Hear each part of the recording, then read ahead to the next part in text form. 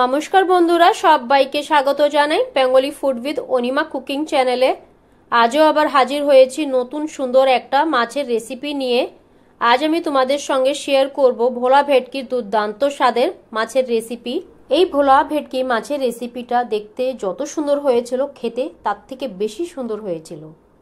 আশা করছি মাছের এই রেসিপির ভিডিওটা অবশ্যই ভালো লাগবে। ভালো লাগলে আমাকে কমেন্টের মাধ্যমে জানিও।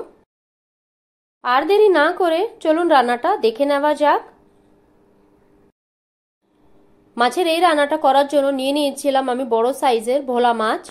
প্রায় 600 গ্রামের মতন ওজন ছিল। প্রথমবার আমি এত বড় সাইজের ভোলা মাছ দেখেছিলাম। আরও আমি দুটো পিস তুলে রেখেছিলাম। প্রথমেই ভালো করে লবণ হলুদ এই 4 পিস মাছে আমি ভালো করে মেখে নেব।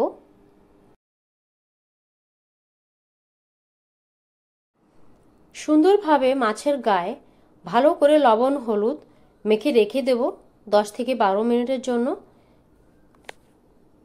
সুন্দরভাবে মাছের গায়ে লবণ হলুদ মাখানো হয়ে গেছে। মাছের এই রেসিপিটা করার আগেই আমি একটা পেস্ট তৈরি করে নেব। তার জন্য এখানে আমি নিয়ে নিচ্ছি গুঁড়ো মশলা। গুঁড়ো মশলায় নিচ্ছি ধনিয়া পাউডার, জিরে পাউডার, রেড চিলি পাউডার, হলুদ আর সামান্য পরিমাণে লবণ।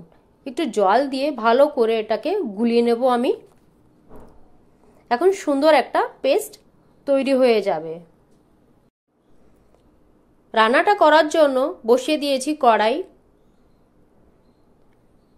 সরষের তেল ভালো করে গরম করে মাছগুলি প্রথমে ভেজে নেব। মাছগুলি কড়াইতে লেগে যাচ্ছিল, তার জন্য আমি মাছগুলো দেওয়ার সঙ্গে সঙ্গে একটু নাড়িয়ে চাড়িয়ে দিয়েছি। এখন মাছগুলো আমি সুন্দর করে লাল লাল করে ভেজে নেব।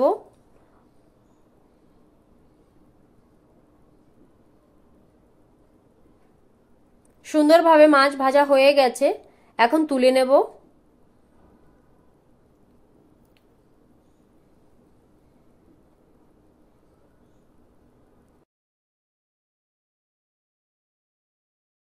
সামান্য পরিমাণে আরেকটু সরষের তেল অ্যাড করব। তেলটা যখন ভালো করে গরম হয়ে যাবে, ফোড়নে এখানে দিয়ে দেবো তেজপাতা, শুকনো লঙ্কা আর কালো জিরে। ফোড়ন থেকে যখন সুন্দর একটা গন্ধ বেরোতে শুরু করবে, অ্যাড করে দেব পেঁয়াজ, গ্রেট করে রাখা পেঁয়াজ। এখন সুন্দর করে পেঁয়াজটাকে এখানে ভেজে নেব 3-4 মিনিট সময় নিয়ে। দেখতেই পাচ্ছেন পেঁয়াজের কালারটা কি সুন্দর চেঞ্জ হয়ে গেছে। এখন অ্যাড করে দেব গ্রেট করে রাখা আদা আর রসুন। এখন 2-3 মিনিটের জন্য আরও কুক করব, যতক্ষণ না কাঁচা রসুন আর আদার গন্ধটা চলে যাচ্ছে। আদা রসুনটা এখানে ভাজা হয়ে গেছে। এখন অ্যাড করে দেব গুঁড়ো মশলার পেস্ট আর টমেটো। সব কিছুকে আরেকবার মিক্স করে নেব। ভালো করে মিক্স করে অ্যাড করে দেব সামান্য পরিমাণে জল। জলটা অ্যাড করে কুক করে নেব আর 5 থেকে 7 মিনিটের জন্য।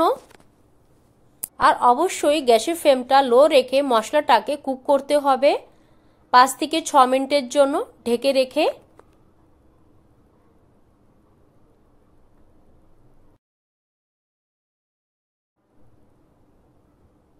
দেখতেই পাচ্ছেন কি সুন্দরভাবে তেলটা মশলার থেকে আলাদা হয়ে গেছে। মশলাটা এখানে সুন্দরভাবে কুক হয়ে গেছে। এখন অ্যাড করে দেব সামান্য পরিমাণে জল।